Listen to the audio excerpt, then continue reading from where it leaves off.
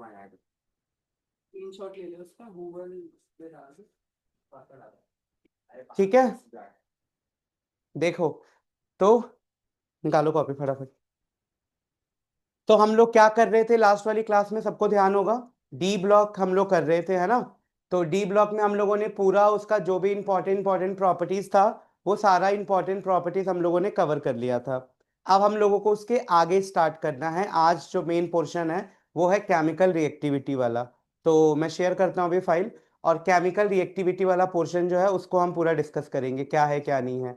और ये लगा ले, इस चैप्टर का ये सबसे इंपॉर्टेंट पोर्शन है।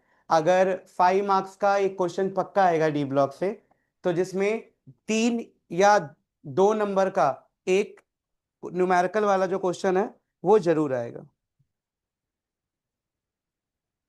जल्दी भाई बैठो फटाफट।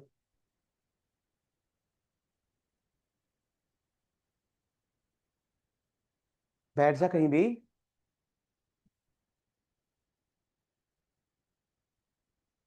हेलो। हाँ हाँ जी, आ गया है, ये आ गया है। ओके। हम्म। आ गया है ये। ठीक। एक सेकंड। जय।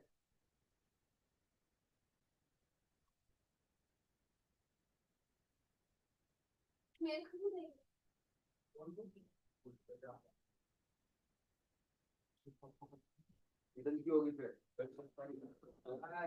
भाई साहब आपके चैट बैठ भी और आप -50 क्या है बैठ लेगा कोई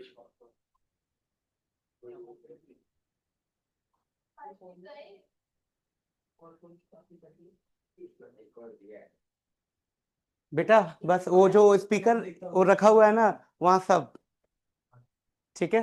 देखो इधर ध्यान। चलो हम यहां से करेंगे, और तुम्हारा जो 2-4 लाइन छूट गया है वो मैं बता दूंगा तुम्हें, ठीक है। तो टेंशन मत लेना, और बस हाँ ना करते रहना, क्योंकि थोड़ा सा दूर हो तुम लोग अभी। तो मतलब मेरे को सुनाई देता रहना चाहिए, ठीक है। हाँ ना बोल देना, या एक्सप्रेशन ऐसे हाँ ना करते रहना, बस और कुछ नहीं। चलो, तो सबसे इंपॉर्टेंट प्रॉपर्टी बेटा ध्यान से एकदम, बहुत जरूरी है। 3 मार्क्स 5 मार्क्स के आते ही आते हैं, तो हमें आना चाहिए ये। थोड़ा सा रटने वाला काम है इसमें, लेकिन समझ जाओगे तो बहुत जल्दी हो जाएगा। तो हम लोगों का टॉपिक क्या है, देखो। तो हम लोगों ने उस दिन डी ब्लॉक की सारी चीजें पढ़ लिया था, और डी ब्लॉक की सारी चीज को पढ़ने के बाद एक कंक्लूजन निकला था। वो कंक्लूजन क्या था, कोई बताएगा। तो वो कंक्लूजन ये था बेटा, कि आधे से ज्यादा क्वेश्चन सबका आंसर क्या था, ड्यू टू अनपेयर्ड इलेक्ट्रॉन, और एक क्या था, ड्यू टू फुली फिल्ड। तो या तो हम फुली फिल्ड बोल रहे थे, या फिर हम बोल रहे थे अनपेयर्ड इलेक्ट्रॉन। तो ये मेजॉरिटी ऑफ कहानी हमने पढ़ी थी। अब सुनो, अब हमें इसके अंदर 2 प्रॉपर्टीज पढ़नी है। एक प्रॉपर्टी कम, 2 कंपाउंड है, सॉरी प्रॉपर्टीज नहीं, 2 इंपॉर्टेंट कंपाउंड है। कौन कौन से, इधर देखते रहे फटाफट, समझ इसको नहीं तो भूल जाएगा। 2 इंपॉर्टेंट कंपाउंड है अपने पास। एक को बोलेंगे हम लोग पोटेशियम परमैंगनेट, और एक को बोलेंगे पोटेशियम डाइक्रोमेट। तो ये 2 चीजें हम लोगों को मन लगा के पढ़ना है बस, और यही 2 कंपाउंड है जिससे सारे क्वेश्चंस आते हैं। तो सबसे पहले पोटेशियम परमैंगनेट किसको बोलते हो, KMnO4 को। तो सभी को याद रखना है बेटा कि KMnO4 को हम पोटेशियम परमैंगनेट बोलते हैं। अब इसका अगर मैं प्रिपरेशन का बात करूं कि किस तरीके से इसको प्रिपेयर करेंगे बेटा, तो it is prepared by fusing pyrolusite with either KOH और K2CO3। तो ये बार बार पेपर में क्वेश्चन आया है कि KMnO4 को पायरोल्यूसाइट और के साथ आप कैसे प्रिपेयर करोगे। तो ये पायरोल्यूसाइट का मतलब होता है MnO2, ये याद रखना है सभी को। तो ये 2 स्टेप में प्रिपरेशन होगा, और ये प्रिपरेशन अकेला 3 नंबर का क्वेश्चन में आता है। What are the method of preparation of potassium permanganate. तो देखो कैसे प्रिपेयर होगा, एक बार देखो ध्यान से। सबसे पहले हम क्या करेंगे बेटा, हम लेंगे पायरोल्यूसाइट, ये दिख रहा है MnO2। हाँ भाई काशवी, दिख रहा है ये MnO2। हाँ, तो ये MnO2 लेना है, और चाहे मैं इसको KOH के साथ ट्रीट करूं, या मैं इसको K2CO3 के साथ ट्रीट करूं, ये ऑप्शनल है। दोनों में किसी भी मेथड से बना सकते हो इन प्रेजेंस ऑफ ऑक्सीजन। तो जैसे ही ट्रीट करोगे बेटा, तो हमें मिलेगा K2MnO4। क्या मिलेगा, K2MnO4। अब इस K2MnO4 को, यानी this solution is now treated with a current of chlorine और ओजोन या फिर CO2, मतलब इनमें से आप किसी के साथ भी ट्रीट कर दो तो आपको KMnO4 मिल जाएगा। यानी दो स्टेप है। पहला स्टेप क्या है बता, MnO2 पाइरोलुसाइड को किसके साथ ट्रीट करना है, के KOH या फिर K2CO3 in presence of oxygen O2, तो क्या मिलेगा K2MnO4। तो क्या मिला हमें K2MnO4। और इस K2MnO4 को जब मैं Cl2 या O3 के साथ ट्रीट करूंगा तो जाके मुझे KMnO4 मिलेगा। तो ये बार बार आता है कि ये कंपाउंड X है, उसको KOH के साथ ट्रीट किया तो Y बना, उस कंपाउंड Y को O3 के साथ ट्रीट किया तो Z बना। Identify XYZ। तो X क्या हो गया KOH या MnO2 जो भी लिए थे, और Y क्या हो गया K2MnO4, और Z क्या हो जाएगा KMnO4। हाँ भाई कीर्ति बता, समझ आया ये पूरा? Yes sir. हाँ, तो इस चीज को थोड़ा सा हमें ध्यान में रखना है कि किस तरीके से हम इसको प्रिपेयर कर सकते हैं। क्लियर है? चलो, मेथड ऑफ प्रिपरेशन क्लियर है भाई? अभी नोट नहीं करना, भी बस समझना है, ये शेयर कर चुका हूं मैं ऑलरेडी, फिर बाद में करना। अब आता है, इधर देख, बता जल्दी, मेथड ऑफ प्रिपरेशन में कितने स्टेप थे? दो। दो, पहला क्या किया, MnO2, MnO2 को KOH के साथ ट्रीट किया या K2CO3 के साथ ट्रीट किया इन प्रेजेंस ऑफ O2, तो क्या मिला K2MnO4। उस K2MnO4 को जैसे ही O3 या Cl2 के साथ ट्रीट किया तो KMnO4 मिला। ठीक है, सो वो है हमारा पोटेशियम परमैंगनेट। अब ये आता है कमर्शियली प्रिपेयर्ड, कि कमर्शियली मतलब इंडस्ट्रीज वगैरह में इसको कैसे प्रिपेयर किया जा सकता है। तो बहुत सिंपल सा कहानी है कि आप क्या करोगे, MnO2 को KOH के साथ ट्रीट कर लो, followed by the electrolytic oxidation. तो जैसे ही आप इलेक्ट्रोलिटिक ऑक्सीडेशन करोगे, पहले MnO2 लिया, उसका फ्यूज किया KOH के साथ तो MnO4 मिला, वही K2MnO4 था, वही वाला है ये समझ रही हो, K2MnO4 वाला ही MnO4 2 नेगेटिव है, क्योंकि 2K प्लस निकल गया तो MnO4 2 नेगेटिव, और ये MnO4 2 नेगेटिव MnO4 में कन्वर्ट हो जाता है। तो यहाँ पे हम जब भी पढ़ेंगे ना, इधर कहाँ गुम है, बीमार है, तो जब भी हम पढ़ेंगे ना बेटा, तो इसमें याद रखना, मैं MnO4 लिखूंगा, इसका मतलब पता है क्या है, वो KMnO4 है, क्योंकि KMnO4 का K प्लस निकला होगा तो MnO4, और K2MnO4 में से 2K निकला होगा तो MnO4 ट्वाइस नेगेटिव। तो समझ गई ना, ये दोनों वही चीजें हैं बेटा। तो ये ग्रीन कलर का होता है, ये पर्पल कलर का होता है। अब यहां से सबसे इंपॉर्टेंट चीजें आने वाली हैं पेपर में। पेपर में एक नंबर का क्वेश्चन पूछता है कि what happen when KMnO4 is heated, कि जब KMnO4 को हीट करोगे तो क्या होगा, क्या होगा बता, KMnO4 को जैसे हीट करोगे क्या मिलेगा, K2MnO4, MnO2 और O2। हाँ, क्या ये वही चीज है ना जो अभी बनाया था ऊपर, तो उसी का उल्टा है जस्ट। तो जैसे ही 2KMnO4 को हीट करोगे तो क्या क्या मिल जाएगा, K2MnO4 plus MnO2 plus O2। तो ये चीज हम लोगों को ध्यान में रखना है। बोलो क्लियर है? बोल, एकदम अभी पूछूंगा सारा क्वेश्चन, ये एकदम दिमाग में बैठ जाना चाहिए, कम से कम 50% तो याद हो जाए, बाकी घर पे पढ़ोगे तो और याद हो जाएगा। अब सुनो, पेपर में एक और क्वेश्चन आता है बेटा, इधर देख, कि what happen when KMnO4 is treated with concentrated H2SO4। ठीक है, तो क्या होता है, मस्त रिएक्शन होता है। ये रिएक्शन मैं तुम लोग को इसमें भी दिखा सकता हूं, क्योंकि मैंने लैब में करके देखा था, अभी आज ही दिया, आज कल में देखा था करके। तो ये पहले बोलो क्या हो रहा है, ये रिएक्शन बोल के दिखाओ, पहले क्या लिखा है, क्या लिखा है ये, KMnO4 में क्या डाल दिया तो क्या बन रहा है, और क्या लिख रहा है, एक्सप्लोजिव होता है। अब यहां पे ना, जैसे ही हम लोग क्या करते हैं, थोड़ा सा दिमाग लगाना, ये जब रिएक्शन कराते हैं तो ये बहुत ही ज्यादा एक्सप्लोजिव होता है ये रिएक्शन। ठीक है, तो इस चीज को भी करना, अभी मैं दिखाऊंगा अभी तुम्हें थोड़ी देर बाद। और एक और चीज देखेंगे कि किस तरीके से पूरा, चलो दिखाऊंगा अभी थोड़ी देर में। तो ये चीज समझ गए, तो एक चीज ये याद रख लेना, KMnO4 में कॉन्सेंट्रेटेड H2SO4 डालो, Mn2O7 में कन्वर्ट हो जाएगा। अब देखो यहाँ पे मैंने डबल स्टार लगाया है, क्योंकि पूरा पढ़ाई सिर्फ इसी पे रिलेटेड है। पोटेशियम पर मैंगनेट किसकी तरह काम करता है, बहुत ही अच्छे ऑक्सीडाइजिंग एजेंट की तरह। बोल, किसकी तरह काम करता है, ऑक्सीडाइजिंग एजेंट। ऑक्सीडाइजिंग एजेंट का काम क्या होता है, दूसरों का ऑक्सीडेशन कराना, खुद रिड्यूस हो जाएगा।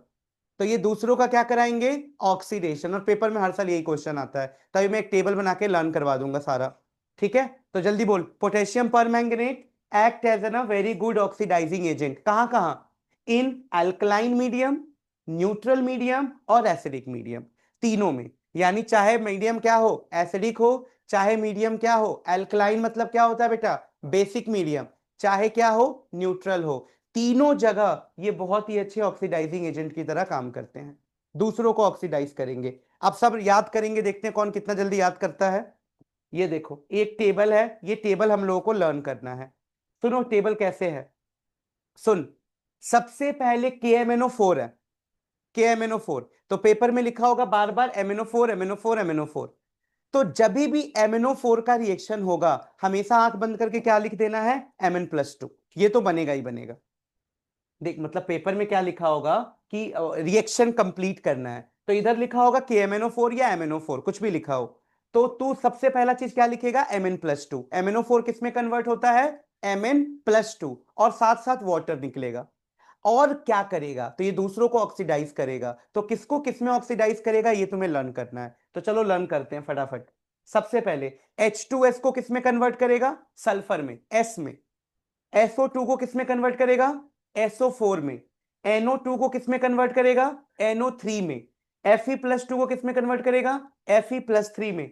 Cl नेगेटिव को Cl2 में, Br नेगेटिव को Br2 में, I नेगेटिव को I2 में, और ऑक्सीलेटो को CO2 और H2O में। याद हो गया, एक बार दोबारा देख लो।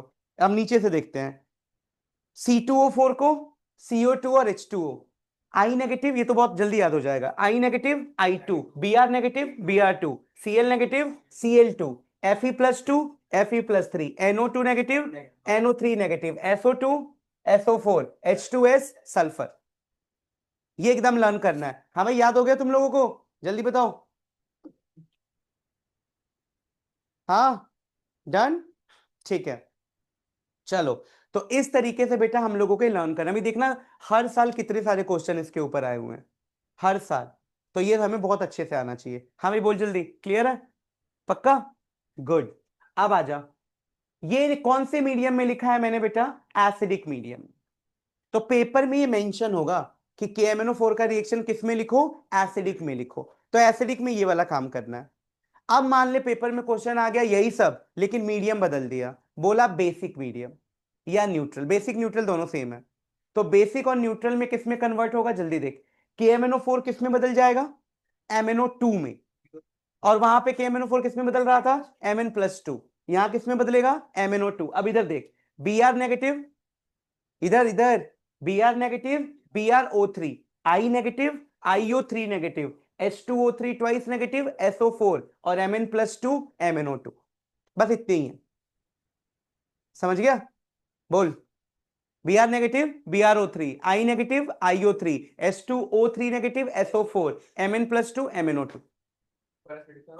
वो एसिडिक था, और ये किसके लिए है, अल्कलाइन या फिर बेसिक, सॉरी, अल्कलाइन का मतलब ही बेसिक होता है, तो अल्कलाइन बोलो या फिर क्या बोलोगे, या न्यूट्रल। अल्कलाइन न्यूट्रल दोनों के लिए सेम है। हाँ भाई डन, गुड। अब आ जाओ इसका स्ट्रक्चर क्या होता है। तो तुम सबको पता है फॉर्मूला क्या है, MnO4 और MnO4 ट्वाइस नेगेटिव। तो एकदम कुछ करना ही नहीं है, Mn लो, कितना नेगेटिव है बोल, एक। यानी एक ऑक्सीजन सिंगल बॉन्ड बना दे, और बाकी डबल बॉन्ड डबल बॉन्ड। तो double bond double bond double bond single bond. इसको बोलते हैं पर मैंगनेट आयन। क्या बोलोगे, पर मैंगनेट आयन। और इसको बोलोगे मैंगनेट आयन। ये किससे मिला होगा बताओ, K2MnO4 से। और ये किससे मिला है, KMnO4 से। समझ गए, KMnO4 से MnO4 नेगेटिव मिला, और K2MnO4 से MnO4 ट्वाइस नेगेटिव मिला।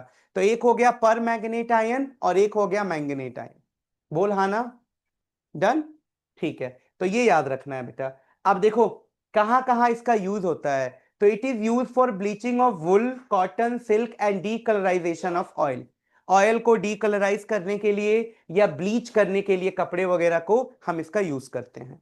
दूसरा, it is also use as a very good oxidising agent. तुमने पढ़ा है ना अल्कोहल फिनॉल चैप्टर, वहां पे पढ़ा था, alcohol converted to aldehyde by using K2Cr2O7, KMnO4 पढ़ा था। तो ये ऑक्सीडाइजिंग एजेंट की तरह काम करते हैं। जो इथेनॉल को एल्डिहाइड इथेनॉल में कन्वर्ट कर रहे थे। चलो अब इसी तरीके से अब ये पढ़ना है, फिर खत्म, ये लास्ट है।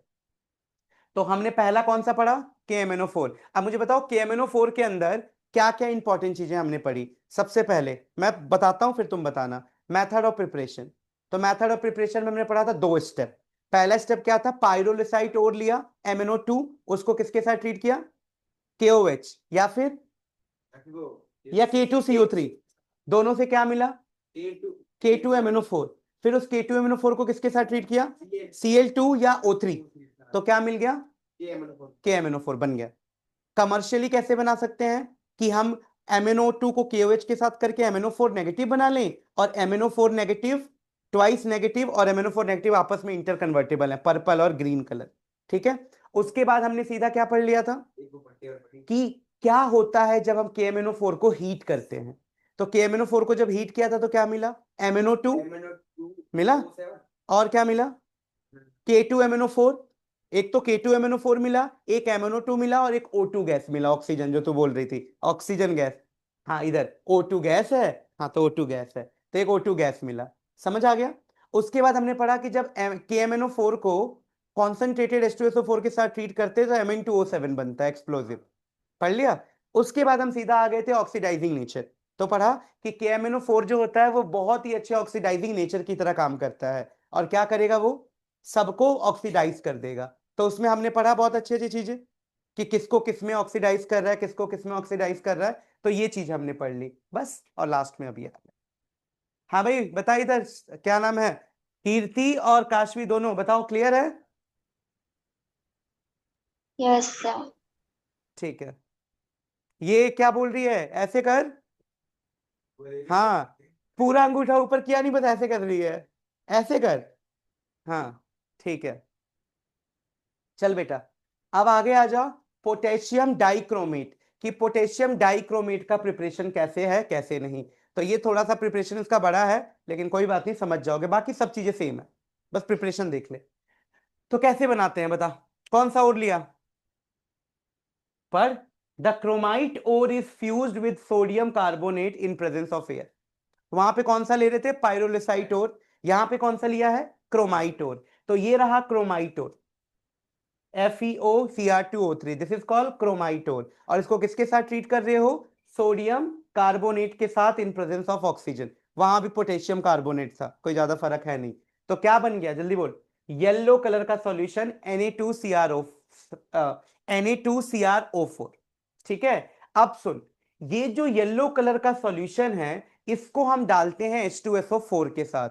तो जैसे ही H2SO4 के साथ डालते हैं तो हमें ऑरेंज कलर का ये मिलता है। ये पेपर में हर बार क्वेश्चन आया है कि what happen when the ore of sodium chromide is treated with acid. तो क्या मिलेगा बोल, ऑरेंज कलर का, क्या इसका नाम क्या होगा, सोडियम डाइक्रोमेट, Na2Cr2O7। समझ गए, तो यहां तक बन गया। अब एक स्टेप में है प्रिपरेशन। अब क्या करोगे कि सोडियम कार्बोनेट को KCl के साथ ट्रीट कर दो, तो क्या बनेगा आयुष, 2Na2Cl को लेके निकल जाएगा, K लग गया, तो बन गया पोटेशियम डाइक्रोमेट। मान लो तुम मेथड भूल गए, तो तुम इतना ही याद रख लेना कम से कम, लास्ट का ये तो याद रह सकता है। बनाना क्या है, ये ले लो ये, और किसके साथ ट्रीट कर दो, KCl के साथ। समझ गया, तो KCl में क्या, 2K को इधर लगा दो, Na को निकाल दो, बस इतना तो याद रख सकता है। बोल हाँ या ना, क्या लेना है, सोडियम डाइक्रोमेट KCl, ये 2K यहां लग जाएगा, 2Na निकल जाएगा। ठीक है भाई, क्लियर है ना, तो इस चीज को याद रखना बस, ठीक है। So this is how will you prepare, फिर भी देख लो एक बार पूरा 3 स्टेप। सबसे पहले कौन सा और लिया हमने, क्रोमाइट ओर। क्रोमाइट ओर क्या है, FeO.Cr2O3। इसको हमने ट्रीट किया सोडियम कार्बोनेट के साथ इन प्रेजेंस ऑफ O2। तो हमें क्या मिल गया, हमें मिल गया बेटा Na2CrO4, जिसको बोलते हैं सोडियम क्रोमेट का ओर। और ये येलो सॉल्यूशन होता है, इसको जैसे ही एसिडिफाई करेंगे तो सोडियम डाइक्रोमेट बन जाएगा जो ऑरेंज कलर का होता है। और सोडियम डाइक्रोमेट में किसके साथ ट्रीट करना है, KCl के साथ, तो पोटेशियम डाइक्रोमेट बन जाएगा। हो जाएगा याद, चल गुड। अब आ जाओ, ये तो आपस में इंटर कन्वर्टिबल है, वही येलो ऑरेंज ऑरेंज येलो, समझ आ रहा है ना। ये NaCrO4 था, वो Na2Cr2O7 है, तो येलो से ऑरेंज, ऑरेंज से येलो। अब सुन, यहाँ पे मैंने एक अच्छी चीज लिखी है, अगर तुझे समझ आ रहा हो तो देख ध्यान से इधर। अगर मुझे येलो से ऑरेंज जाना है तो मैं किसके साथ ट्रीट करूंगा? एसिड के साथ, दिख रहा है? और अगर मुझे ऑरेंज से येलो आना है तो बेस के साथ। तो ये एक दूसरे में इंटर कन्वर्टेबल है। अब देखो इसको हीट करते हैं तो क्या मिलता है? क्या मिलता है बोल? 2K2Cr2O7 को हीट किया तो क्या मिला? K2Cr O4 Cr2O3 और 3/2O2। ठीक है, तो ये भी याद रखना है बेटा। अब ये वाला बिल्कुल सेम है, कुछ भी अलग नहीं है, बस बोल दो ये, इसका भी काम वही होता है, ऑक्सीडाइजिंग एजेंट। देख इधर H2S किस में कन्वर्ट होता है? S में। SO2 SO4 NO2 NO3 SO3 SO4 SN+2 SN+4 Fe+2 Fe+3 Br negative Br2 I negative I2 ethanol ethanoic acid, ये अल्कोहल में पढ़ा था ऑर्गेनिक में, इथेनॉल इंटू इथेनॉइक एसिड। बोल। हाँ बस रिएक्शन अभी बताता हूँ, क्वेश्चन दिखाता हूँ सभी, बहुत इजी है, ये याद हो गया? अच्छा मेन चीज बता, ये दे रखा होगा तो क्या लिख देगा सीधा? Cr3+, और उसमें क्या लिखता? Mn2+, और बेसिक मीडियम में MnO2। ठीक है, इसके अलावा कुछ भी नहीं है। यस। अरे मतलब पेपर में दे रखा होगा Cr2O7 का रिएक्शन करो Fe+2 के साथ, तो एक तो चीज ये लिख देनी है कंफर्म, आगे Cr+3 और वाटर लिख देना है, उसके बाद ये लिख देंगे Fe+2 Fe3 में चला गया बस। तो तुझे याद बस यही करना है, बाकी सब कॉमन है, ये आएगा ये प्रोडक्ट साइड में सबके लिए कॉमन है ये। और उसमें क्या आएगा? Mn+2। हाँ भाई जल्दी बोलो, दोनों समझ आ गया ये? हाँ चलो, इसका स्ट्रक्चर देख लो भाई। Cr2O7 बिल्कुल सिंपल है, इधर देख Cr2O7, 2 Cr है तो 2 Cr ले लो, कितने ऑक्सीजन है? 7, 3 3 बांट दो, 3 उधर 3 इधर, एक बीच में कॉमन दे दे, तो Cr2O7 खत्म। तो ये हो गया Cr2O7 का स्ट्रक्चर, और ये CrO4 का स्ट्रक्चर है, क्रोमेट आयन, तो उसको डाइक्रोमेट, इसको क्रोमेट आयन। डन, तो यही है भाई। अब इसमें मैं क्वेश्चन दिखाऊंगा तुम्हें, तुम्हें लगेगा कितना इजी क्वेश्चन आते हैं हर हर साल। ठीक है, क्या हुआ? ओए तेरे फोन में टाइम कितना हो रहा है देखा? नहीं मत- कोई बात नहीं, बाद में ले लेना है, कोई नहीं, कोई और कहाँ है? दिख ही नहीं रहा, मुझे पता है नहीं चला रही है फिर भी रख दिया, चल यहाँ रख देता हूँ तेरे पास। हाँ समझ आ गया यहाँ तक? डन, चलो तो अब मैं क्वेश्चन दिखाता हूँ एक बार। क्या नाम है इसका? बता भाई, काशवी कीर्ति दोनों बता दो, तुम्हें कहां तक कराया था? लास्ट में 2 4 लाइनें रह गई थी, वो मैं बता देता हूं, तुम्हें खुद ही याद नहीं होगा, मुझे पूरा उम्मीद है। इसने लिख, अच्छा हाँ मैं तुम्हें बताता हूँ, नोट्स तुम बोले ना, नोट्स जिसका प्रॉपर्टीज प्रिंट तक करा सको, इसने बहुत साफ सुथरा लिखती है एकदम अच्छी राइटिंग में। हाँ कीर्ति तूने नोट्स लिख लिया था क्या जो मैंने भेजा था? 5 मिनट नहीं तो नहीं लिखा? सर आप बस कब तक लिख लेगी उसको? सर आज लिखो। ठीक है, तो आज कल 2 दिन में एकदम, और एकदम अच्छे से लिखना साफ साफ, क्योंकि ना कुछ को उसका, तेरी राइटिंग अच्छी है तो उसका फोटोकॉपी करा के देना है बाकियों को, ठीक है? Okay sir. हाँ तो एकदम अच्छे से सर लिखेंगे। हाँ बोल। आपने बस मैग्नेटिक प्रॉपर्टीज तक करवाया था। ठीक है, वेरी गुड, तुझे कैसे याद आया? याद है सर। कहाँ तक कराया था कीर्ति, बताना एक बार। सर मैग्नेटिक प्रॉपर्टी तक ही करवाया। तुझे कैसे याद आया, तू भी बता दे एक बार। मेरे को भी एक डाउट हो रहा था।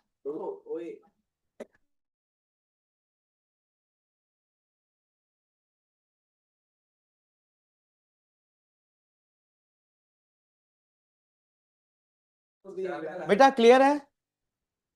काश में कोई, हाँ इनकी रात को क्लास होती है पर सेम टॉपिक चल रहा था तो फिर एक साथ कंबाइन कर दिया। चलो ये तो बता दिया था, तुम बोल रहे हो मैग्नेटिक प्रॉपर्टी है ना? चल अब ये वाला देख ले बेटा, 5 मिनट का काम है बस, जल्दी से 2 मिनट के अंदर देख लो, इनको 2 मिनट बता देता हूं फिर।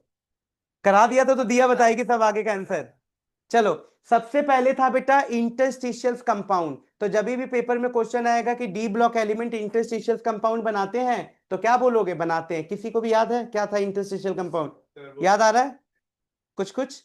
अभी याद आ जाएगा तेरे को पूरा पूरा, ये देख याद आया? हाँ याद आ गया, यानी देखो बेटा, इंटरस्टिशियल का मतलब होता है बीच में बचा हुआ स्पेस, यानी ये डी ब्लॉक के सारे बड़े बड़े एलिमेंट्स हैं, इनके बीच में ना स्पेस होता है, तो उन स्पेस को ऑक्यूपाई कर लेते हैं छोटे छोटे एलिमेंट आके, उसी को बोलते हैं इंटरस्टिशियल कंपाउंड। यानी ये देख, ये है ट्रांजिशन मेटल एटम, और ये जो बीच में फंस गए हैं उसको बोलते हैं ट्रैप्ड एटम, जो इसमें फंस गए। यानी क्या बोलोगे आप कि transition metal form interstitial compound with element such as, छोटे छोटे एलिमेंट लाइक हाइड्रोजन, कार्बन और नाइट्रोजन। ठीक है बेटा, इनसे होता क्या है, तो इनसे कुछ ये होता है कि इनकी हार्डनेस बढ़ जाती है और ये बहुत ही मजबूत हो जाते हैं, मेल्टिंग पॉइंट बढ़ जाता है, और जबकि मेटेलिक कंडक्टिविटी सेम रहती है। तो ये आपको याद रखना है। नेक्स्ट देखो बेटा, ये पेपर में सबसे ज्यादा आए जाने वाला कोई टॉपिक है तो वो ये है। अभी मैं तुमसे क्वेश्चन दिखाऊंगा, हर जगह मिलेगा, तुम सबको आंसर बताना है, ठीक है। जब भी क्वेश्चन यही आएगा, वाई, अभी समझ नहीं रहा, वाई डी ब्लॉक एलिमेंट या why transition metal act as very good catalyst, तो तुम्हें बस एक लाइन बोलना है, due to variable oxidation state. क्या बोलना है? Due to variable oxidation state. हाँ, due to variable oxidation state, और दूसरा क्या बोलोगे? Presence of vacant d orbital. ठीक है भाई, याद रखना ये चीज, due to presence of vacant d orbital, और और और क्या बताया था? Variable oxidation state. ये वर्ड तो भूलना ही नहीं है, पहले ही लिखेगा वेरिएबल ऑक्सीडेशन स्टेट। चलो, अब आ गया फॉर्मेशन ऑफ कलर कंपाउंड। तो सारे D block element colour compound बनाते हैं। रीजन क्या था तन्वी? अनपेयर्ड इलेक्ट्रॉन, और इसको क्या बोलते हैं? बोल। T2G से EG, उसको क्या बोलते हैं? DD transition. तो ड्यू टू DD ट्रांजिशन, तो D और D में ट्रांजिशन होता है, D और D में ट्रांजिशन होता है, और अरे बेटा हाथ नीचे कर, ड्यू टू DD ट्रांजिशन, एक तो ये है, और दूसरा हमने क्या बताया कि अनपेयर्ड इलेक्ट्रॉन्स होते हैं। ये दोनों याद रखना है। बस लास्ट यही टॉपिक तुम्हारा रह गया था बेटा, एलॉय फॉर्मेशन। तो सारे डी ब्लॉक के एलिमेंट्स बहुत अच्छा एलॉय बनाते हैं। अब तुम्हारा काम पता है क्या है? ये एलॉय का कॉम्पोजिशन याद रख लेना। काशवी, ब्रॉन्ज किससे मिलके बना हुआ है? कॉपर और टिन। ब्रास किससे मिलके बना है? कॉपर और जिंक। गन मेटल, कॉप जेडन टिन। जर्मन सिल्वर किससे मिलके बना है? कॉपर से, जिंक से और निकल। बस तू अपना दिमाग ज्यादा मत चलाना, जर्मन सिल्वर में सिल्वर नहीं है, कहीं तू ऐसे ऑप्शन पे टिक करे जहां सिल्वर है, तो जर्मन सिल्वर में सिल्वर नहीं होता है, बस उसका कलर वैसा होता है। ठीक है, बस ये याद रखना है। तो अब मैं तुम्हारे साथ क्वेश्चन निकाल रहा हूं, क्वेश्चन बताने हैं सभी को। चलो,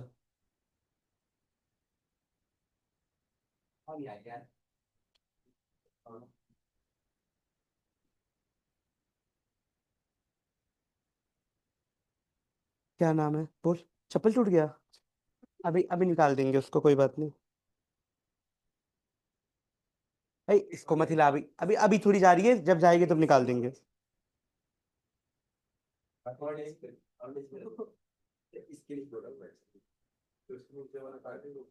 तन्वी, ये चैप्टर पूरा अच्छे से करना है, सबसे अच्छी 15 नंबर का चैप्टर है ये, और कोऑर्डिनेशन।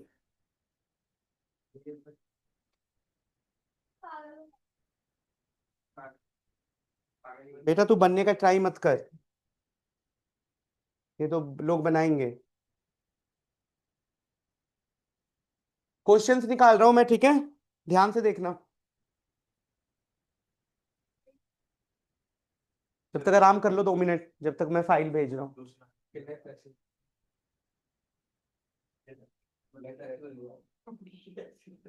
हम्म, ये बहुत अच्छा स्पीकर है, सब आवाज कैच करता है तुम्हारा।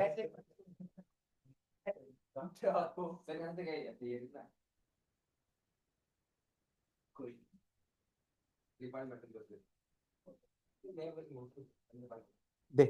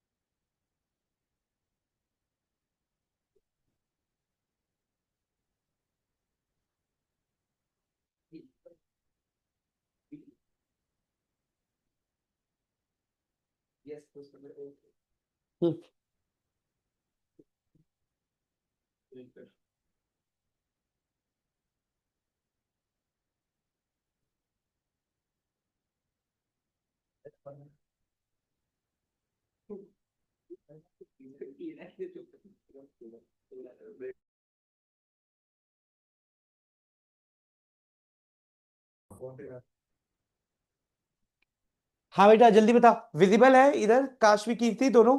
गुड बेटा, सबसे पहले क्वेश्चन नंबर 101 देखना है सभी को, और इधर सभी को बताना है एकदम फोकस करके। पहला क्वेश्चन ही है, ये 2024 में ही आया हुआ है 5 मार्क्स का। क्या पूछा है जरा दिमाग लगाना। तो क्वेश्चन कह रहा है attempt any 5 of the following, कोई भी 5 अटेम्प्ट करने हैं तुम लोगों को इसमें से। तो क्या बोल रहा है देखो, पहला क्वेश्चन है why zinc is not regarded as transition element. बताना मतलब रुक जा, पहले सबसे पूछ लूं, why zinc is not regarded as transition element. पहले उधर से कोई बताना चाहेगा, काशवी या ये कीर्ति? तो बस मुंडी हिलाया करके नहीं बताना है, तू बता जल्दी क्या होगा जो भी ध्यान आ रहा है। Why zinc is not regarded as a transition element, fast. Sir incomplete डिसब्शन। है ना कीर्ति, तू बता।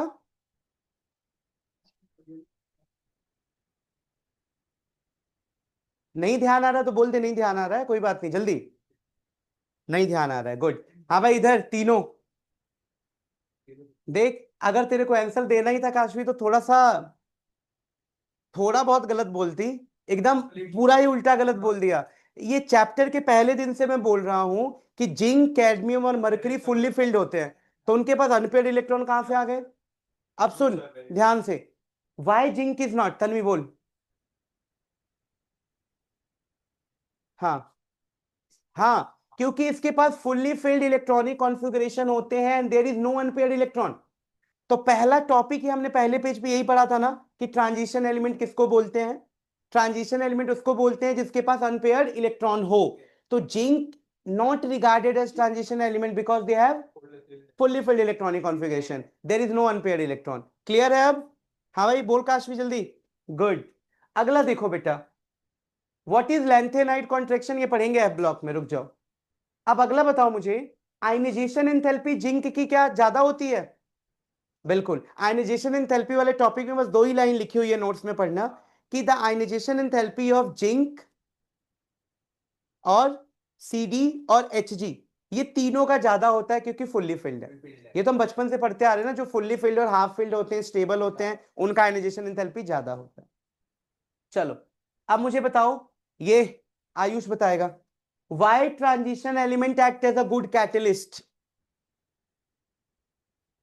इसको बताने दे फिर तू बताएगी। हाँ बोल,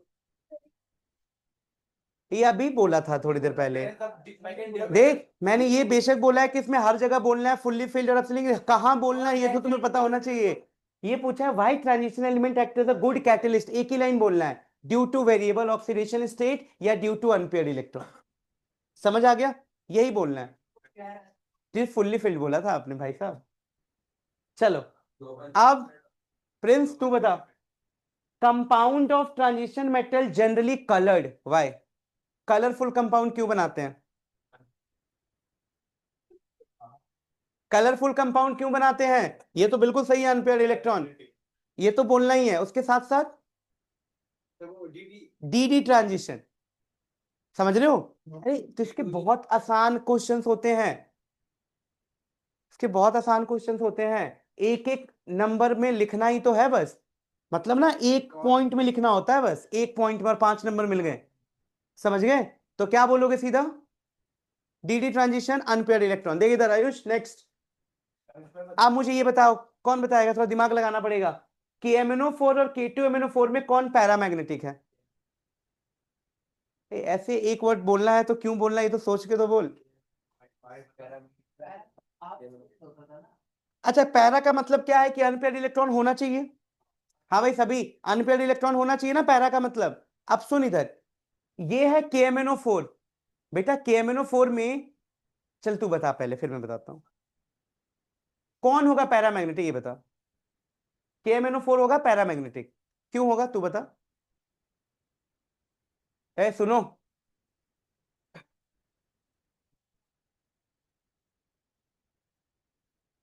उससे भी आसान तरीका तू नहीं सोच पा रही है, जो उससे भी आसान है, क्योंकि तू गलत आंसर बता रही है। K2MnO4 है पैरामैग्नेटिक।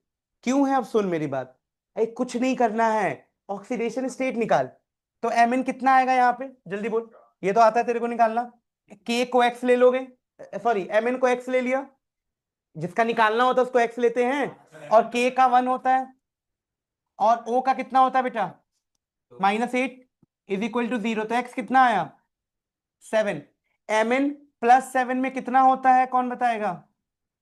Mn +7 में 3d 0 होता है, पढ़ा था ना। Mn show maximum oxidation state of +7, तो +7 में कितना होता है, क्योंकि +2 में 3d 5 होता है, पता तेरे को। तो 5 और घटा दे तो कितना हो गया 3d 0।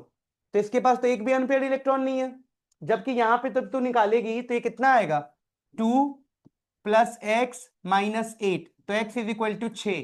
तो 6 में 3d 1 आएगा, तो एक तो अनपेयर्ड इलेक्ट्रॉन होगा, इधर तो 0 अनपेयर्ड इलेक्ट्रॉन है, इसीलिए KMnO4 डाया और K2MnO4 पैरा। लॉजिक लग गया, बोल हाँ या ना। हाँ भाई, दोनों को समझ आया पैरा क्यों है। हाँ हाँ, गुड। चल बेटा, अब नेक्स्ट बारी आ गई तुम्हारी, समझ आ गया पांचों। इसका रिएक्शन बताओ। ये वही है Cr2O7। Cr2O7 एसिडिक मीडियम में किसमें कन्वर्ट हो जाता था, Cr+3, और ये H+H2O में। बाकी कुछ दे ही नहीं रखा, किसको कन्वर्ट करना है तो छोड़ो। हाँ अब देख, अब ये तीनों रिएक्शन बता दे फटाफट, तू बता देगा मुझे उम्मीद है, बता। 95 का तीनों,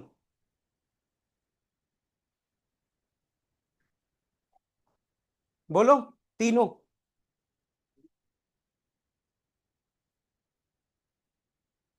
अरे, ये क्या हो गया, नहीं इनको इधर कर,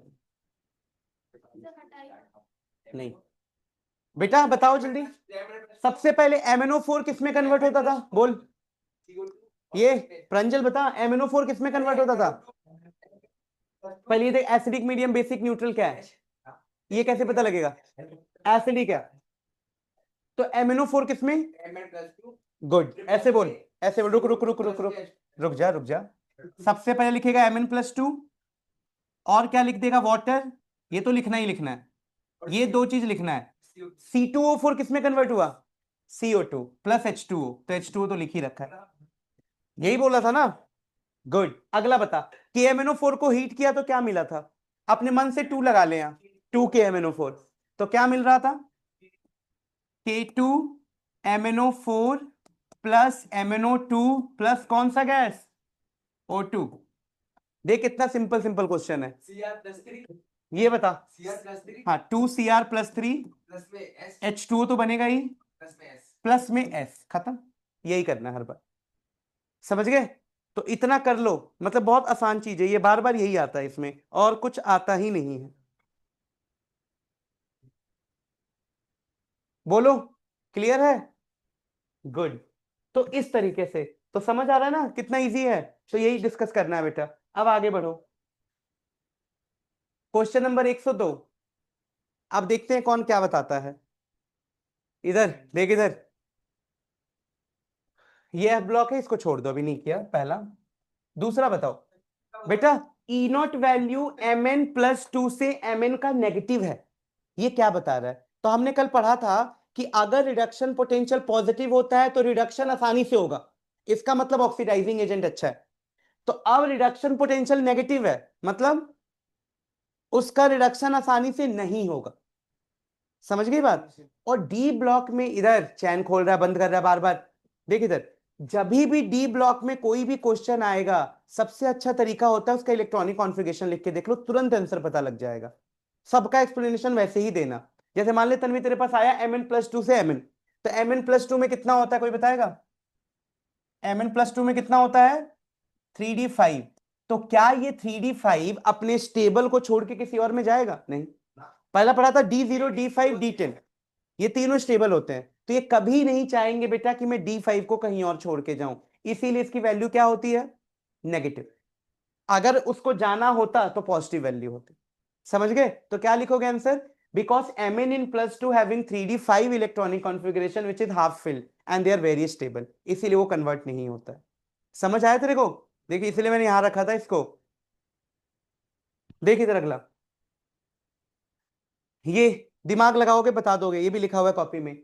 Which element of 3d series has lowest enthalpy of atomization? 3d series का लोएस्ट एटोमाइजेशन किसका होगा? मैंने ये बोला था। क्या सब सीयू सीयू बोल रहे हो लाइन से ही? Zinc sir. जिंक। कहां से याद है? गुड, ठीक है, याद था इसको भाई, पढ़ा था इसने। ठीक है, तो जिंक। अब काश्मीर इन सबको ये भी बता दे क्यों, ताकि सब चुप हो जाएं। सर बिकॉज मतलब कंप्लीटली फिल्ड सब शेल होते हैं। कंप्लीटली फिल्ड सब सेल होते हैं, वेरी गुड। तो इससे क्या होगा? अच्छा, एटोमाइजेशन एनर्जी होता क्या है?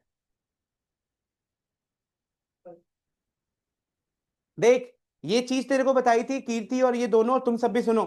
हमने ये पढ़ा था कि इधर अगर अनपेयर इलेक्ट्रॉन होगा तो कोवलेंट बॉन्ड ज्यादा बनेगा, मेटेलिक बॉन्ड मजबूत होगा, और अगर अनपेयर इलेक्ट्रॉन ही नहीं है तो बॉन्ड कहां से बनेगा? तो एटोमाइजेशन एनर्जी तो कमी होगी, जल्दी टूट जाएगा। तो इसने सही बोला कि जिंक के पास फुल्ली फिल्ड इलेक्ट्रॉन्स हैं तो अनपेयर्ड इलेक्ट्रॉन ही नहीं है, अनपेयर्ड इलेक्ट्रॉन नहीं है तो बॉन्ड नहीं बनेगा, बॉन्ड नहीं बना तो एटोमाइजेशन एनर्जी लो है। ठीक, अब सुन ध्यान से, जिंक, कैडमियम, मरकरी, तीनों की एटोमाइजेशन एनर्जी लो होती है, मतलब कि बॉन्ड तोड़ने के लिए दी जाने वाली एनर्जी। तो इनका बॉन्ड ही नहीं बना है तो तोड़ोगे क्या? ये तुम्हारे जैसी एनर्जी है, समझ गए ना? जैसे स्कूल वाले, इसके यहाँ का नहीं बोला, वहां का। इसकी शिकायत उसने बोल दिया सर, पता है उसने ये बोला है? तो तुम्हारा बॉन्ड ही नहीं है तो टूट गया एनर्जी, ऐसे धक धक धक धक। तो जहां पे हाँ वीक बॉन्ड है तो उसको तोड़ने के लिए किसी एनर्जी की जरूरत नहीं, वो अपने आप ही टूट जाएगा। तो वो कहानी है, समझ गए बात को? चलो, अब बेटा कहां गया? हाँ, इसका आंसर बता Tanvi. What happens when sodium chromate is acidified? बस Na2Cr2O7, ये पढ़ा था ना H2SO4 के साथ। गुड। ये Ayush, zinc, cadmium and mercury are soft, why? बस due to fully filled, soft है। बाकी सारे क्या होते हैं? Hard, due to unpaired electron. कुछ करना ही नहीं है। आगे देखो, जो नहीं बता रहा हूं उसका वो नहीं करा इसलिए वो नहीं बता रहा हूं, ये भी रुक जाना। 103 वाला बताओ। चल, पहले का आंसर दिया, तू बता। Zn+2 salt are colorless while Ni2 salt are colored. Zn+ मतलब सबका आंसर तो गिवन होता है इसमें, बस रीजन देना है। Zn2 कलरलेस मतलब जिंक से रिलेटेड क्वेश्चन है, क्या बोलेगी? बोल क्या बोलेगा? क्या? सॉफ्ट मेटल छोड़ना, Zn+2 इसलिए क्या बोला है बोलने के लिए हर बार? Due to absence of unpaid electrons. हाँ, due to absence of unpaired, due to fully filled. अरे जब भी इनको देखा कर यही बोला कर, ड्यू टू फुल्ली फिल्ड। आप कहते हो कि नहीं, मैंने कुछ बोला ही नहीं, वो तो कलर के लिए बोला था ना, डीडी ट्रांजिशन। समझ गए ना? ये मैंने बोला कि Zn, इधर देख, Zn2+ सॉल्ट कलरलेस है। कलरलेस क्यों है? क्योंकि अनपेयर्ड इलेक्ट्रॉन ही नहीं है। भाई कलर के लिए क्या चाहिए होता है? Unpaired electron. तो अनपेयर्ड इलेक्ट्रॉन है ही नहीं तो कलरलेस ही होगा। निकल में अनपेयर्ड इलेक्ट्रॉन है, काम खत्म। जिंक जब भी है तो वो लाइन बोलना है। आगे बताओ, क्रोमियम अच्छा रिड्यूसिंग एजेंट है, क्यों? कौन सा वाला? कितना? 3d3, यही बोलना है ना? ये कैसे तुक्का मारा था कि कुछ ध्यान था? 3d3 है ना? तो हमने पढ़ा था कि सब लोग 5 पे जाना चाहते हैं लेकिन क्रोमियम इकलौता है जो 3d3 पे स्टेबल है। तो T2G3 हाफ फील्ड स्टेबल। तो ये हमेशा, अब इसको ऐसे लिखना था तेरे को पेपर में, जब भी आएगा मैं पेपर में ऐसे चेक करूंगा, पहले बता रहा हूं तो ऐसे लिखेगी।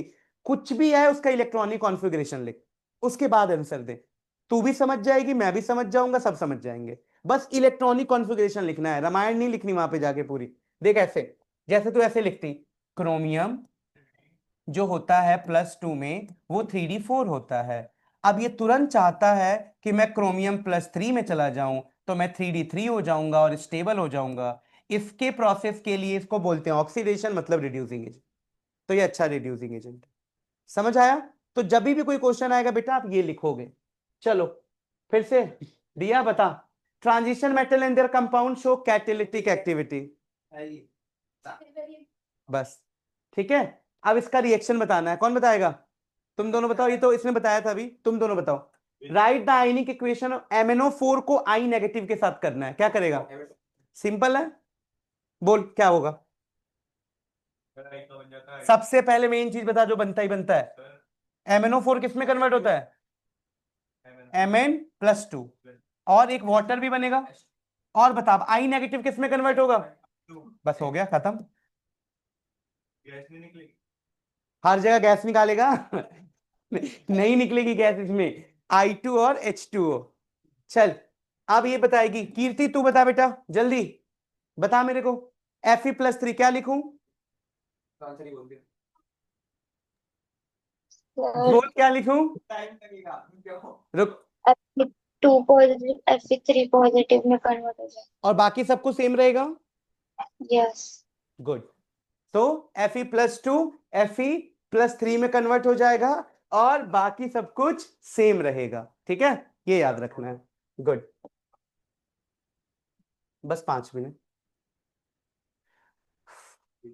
चलो तन्वी बता पहला। Transition metal form complex compound बोल सकती है। देख कोऑर्डिनेशन केमिस्ट्री में सारे एलिमेंट किसके होते हैं? डी ब्लॉक के, तो उसी को तो बोलते हैं कॉम्प्लेक्स कोऑर्डिनेशन। क्यों? 2 रीजन, अनपेयर्ड और दूसरा बोलेगी स्मॉल साइज, 2 रीजन है ये। अच्छा अगला बता। Mn2 से Mn की वैल्यू हाईली नेगेटिव है जबकि Mn3 से Mn2 हाईली पॉजिटिव है, क्यों? सोच के बोल। Mn+2 क्या है, जल्दी बोल। Mn+2 मतलब 3D, बोल 3D5। तो बोलना ये ऑलरेडी स्टेबल है तो 3D4 में क्यों जाएगा? Mn+3 कितना है? 3D4। तो 3D4 ये चाहेगा मैं 3D5 में जाऊं? तो जाने के लिए क्या करेगा? एक इलेक्ट्रॉन लेगा, लेने मतलब क्या हुआ? रिडक्शन मतलब ऑक्सीडाइजिंग नेचर, तो ये करेगा। तो बोल देना बिकॉज ये 3D4 में है तो एक इलेक्ट्रॉन लेके 3D5 में कन्वर्ट हो जाएगा, लेकिन ये ऑलरेडी स्टेबल है इसीलिए वैल्यू नेगेटिव है। ये भी तो क्वेश्चन किया था कि नेगेटिव मतलब वो नहीं बदलेगा, पॉजिटिव मतलब बदलेगा, रिडक्शन होगा। समझ गया? गुड।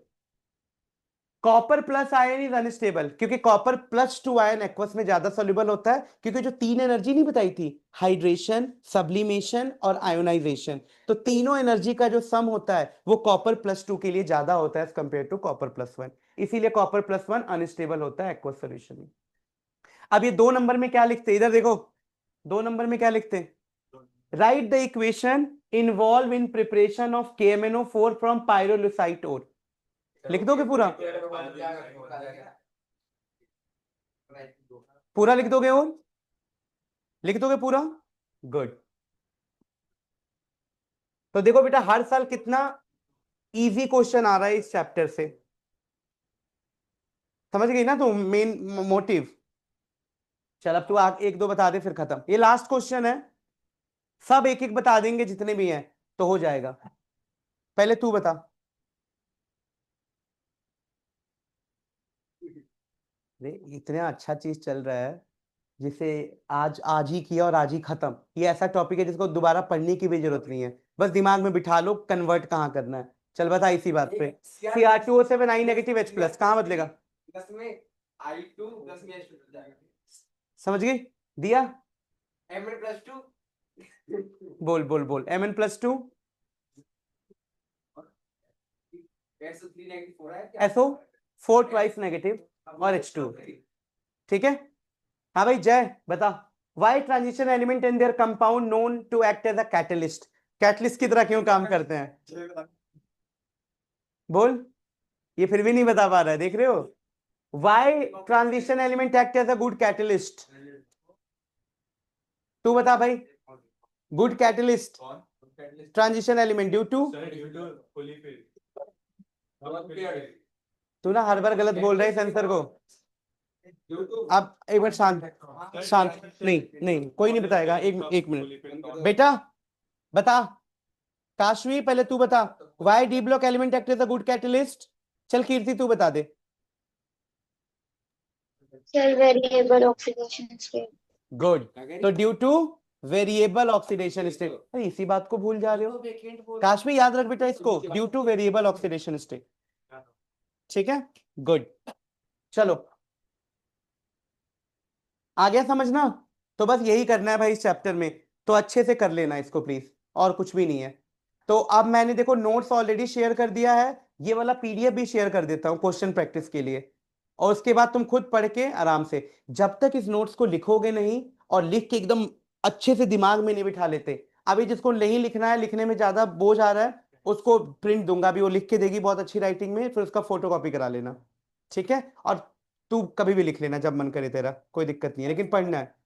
हाँ लेकिन पढ़ना है, मैं बार बार बोल रहा हूँ, पेपर में क्वेश्चन बहुत है इसके, तो मन लगा के करना है इसको। हाँ ऐसे ही होते हैं, आते ही ऐसे हैं हर बार, जो भी समझ ले पर ऐसे ही आते हैं। ठीक है भाई, कीर्ति लिख लेना बेटा पक्का, 1-2 दिन का टाइम दे रहा हूँ तेरे को, लिख के मुझे खुद भेज देना पीडीएफ। ओके।